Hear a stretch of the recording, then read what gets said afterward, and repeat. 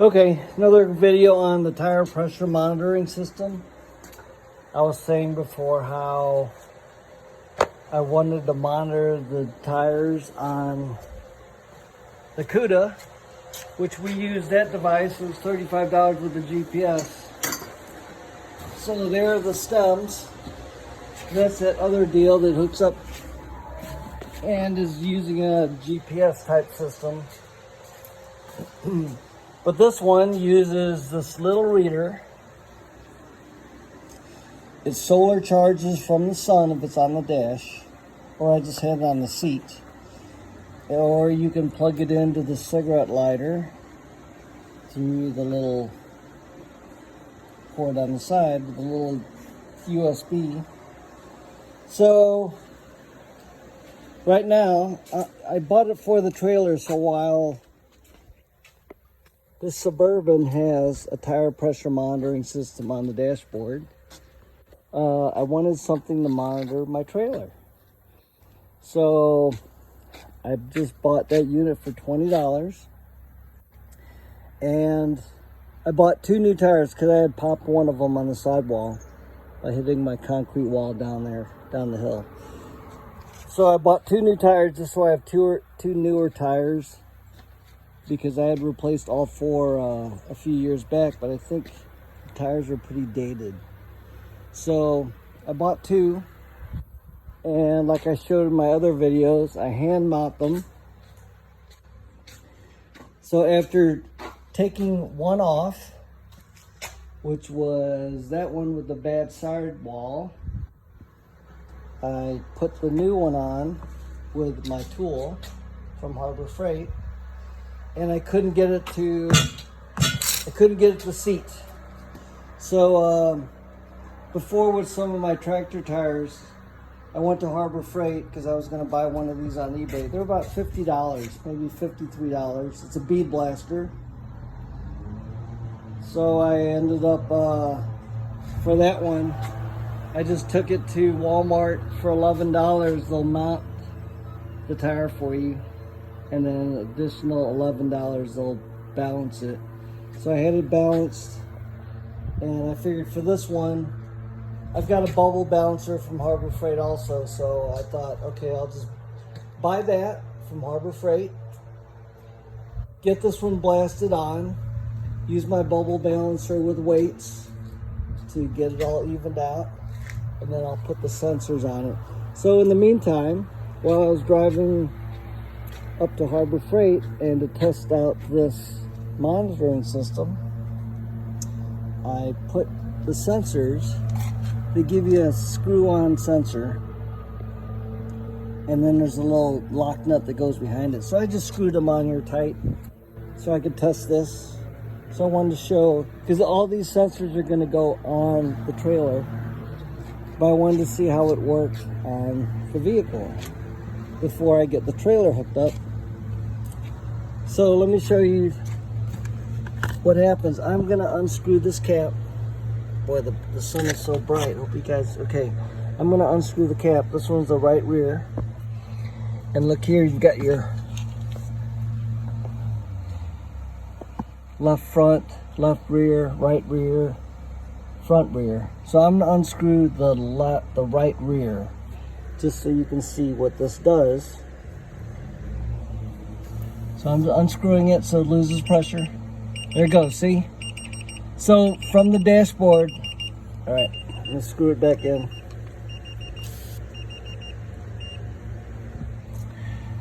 I want to be able to know my tire pressures on the trailer while I'm towing, because I had one go flat on me once, pulling junior dragsters up to Bunker Hill, Indiana, and I thought, boy, this road is rough.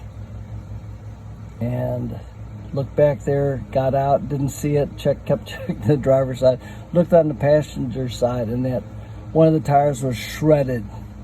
So think about what would happen if you had a car on the car trailer, and you lost one tire. Suddenly your second tire has to handle all the load.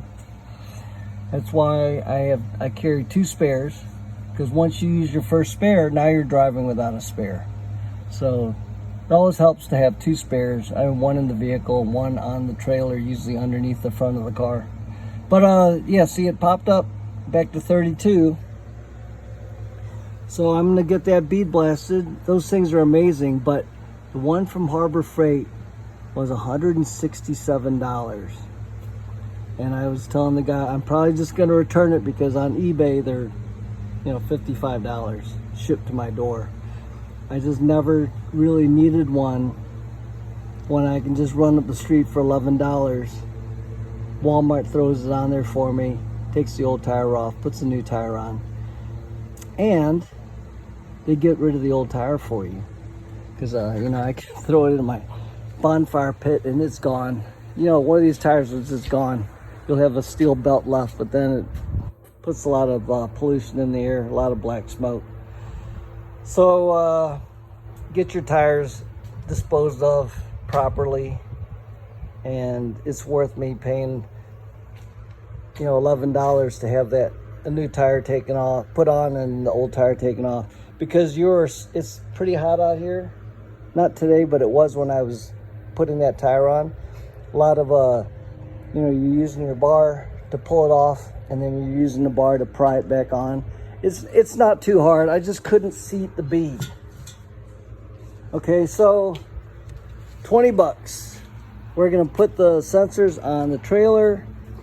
We're gonna drive it around and tow it and see how far away this receiver works, because, you know, I could probably put it up here by the edge of the house. You know, the distance of the back tires to the dashboard, and undo that sensor and try it. But I want it in real time, because you saw how quickly that sensor lost pressure and alerted me right away. So yeah, $20.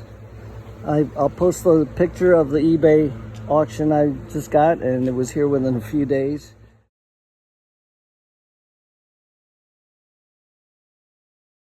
And yeah, it's nice knowing now what my tire pressures are on the CUDA when I'm driving it, because I don't have a TPMS system built in to that 50-year-old car. And I'll know what my trailer tire pressures are. Okay, so everyone has seen these bead blasters work. They're amazing. You hook up your compressor so it's putting air into the valve. You pop that thing, makes a loud noise, so wear ear protection, and your seat is on. And it beats trying to light the thing on fire with ether or starting fluid and then blowing up tires. I've seen a lot of videos on that. Assembled it, hooked up the hose, turning out my compressor.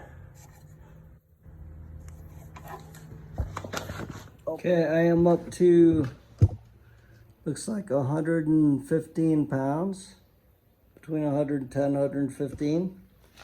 All right, so let's put this down.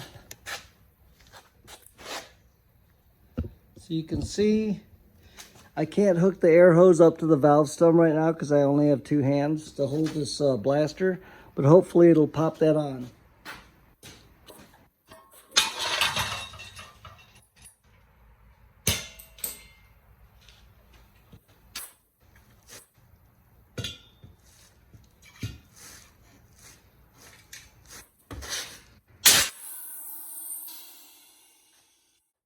Worked perfect, one shot.